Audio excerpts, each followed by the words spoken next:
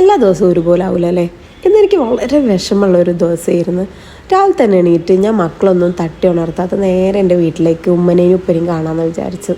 ഇറങ്ങിയ സമയത്താണ് എൻ്റെ ബൈക്ക് ഇവിടെ ഇല്ല കേട്ടോ, മലാപ്പറമ്പില്ല. ഞാൻ മക്കൾക്കൊരു ട്യൂഷൻ സെൻറ്റർ ഉണ്ട്, സ്മരൺ എന്നാണ് പേര്, എരിഞ്ഞിപ്പാലത്താണ് വരുന്നത്. അവിടെ ഒരു ദിവസം എൻ്റെ ബൈക്ക് വെച്ചത്. അങ്ങനെ എൻ്റെ കൂടെയുള്ള ഈ ചെക്കൻ എൻ്റെ ഹോസ്റ്റലിൽ നിൽക്കുന്നതാണ്. അവൻ എന്നെ നേരെ എരിഞ്ഞിപ്പാലത്ത് കൊണ്ടുവന്നാക്കി. അപ്പോൾ താങ്ക് യു സോ മച്ച്. അങ്ങനെ ഞാൻ എൻ്റെ കാണുന്ന അതാ എൻ്റെ ബൈക്ക്, ഈ ബൈക്കും എടുത്ത് ഞാൻ നേരെ കോടമ്പുഴയിലേക്ക് പോയി. പോകുന്ന സമയത്ത് പേട്ടയിൽ ഇറങ്ങിയപ്പോൾ നിറച്ചു ആൾക്കാർ. അപ്പം നോക്കിയപ്പോഴല്ലേ ചാലിയാർ ഫിഷ് കടയിൽ, ഇവൻ്റെ കടയിൽ നിറയെ മീൻ വാങ്ങാനും വേണ്ടി ആൾക്കാർ.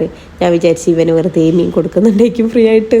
നല്ല പുഴമീൻ കേട്ടോ. എൻ്റെ ഉമ്മക്ക് നല്ല ഇഷ്ടമാണ് മീൻ. അങ്ങനെ ഉമ്മക്ക് ഇഷ്ടപ്പെട്ട മീനൊക്കെ വാങ്ങിച്ച് പിന്നെ എന്ത് ചെയ്തു, ഉപ്പൊക്കെ നല്ല ഇഷ്ടമാണ് ചോക്ലേറ്റും മുട്ടായി ഐസ്ക്രീമും ഒക്കെ. അങ്ങനെ ഞാൻ അവിടെ പേട്ടയിൽ നിന്നുള്ള ഒരു മിൽമൻ്റെ കടയിൽ കയറിയിട്ട് കോൽമുട്ടായും അതുപോലെ തന്നെ ഐസ്ക്രീമൊക്കെ വാങ്ങിച്ച് എൻ്റെ താത്തക്ക് 2 പാക്കറ്റ് പാല് വാങ്ങിച്ച്.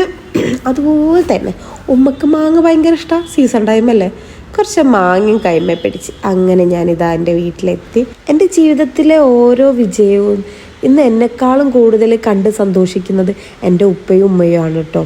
അതങ്ങനെ തന്നെയാണ്, അവരുള്ളതുകൊണ്ടാണ് കേട്ടോ ഇന്നെൻ്റെ ജീവിതം ഇത്ര കളർഫുള്ള്. അസ്സലാമലൈക്കും.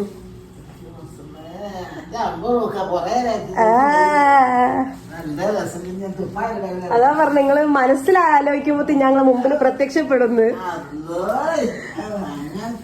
എവിടെ പോയി കാണില്ലല്ലോ കൊലയില്. ഇപ്പൊ അസ്സലാമലൈക്കും. ഇതപ്പോ നോക്കിയത് എൻ്റെ മുഖത്തേക്കല്ല കേട്ടോ, എൻ്റെ കൈമുള്ള സാധനത്തിലേക്കാ.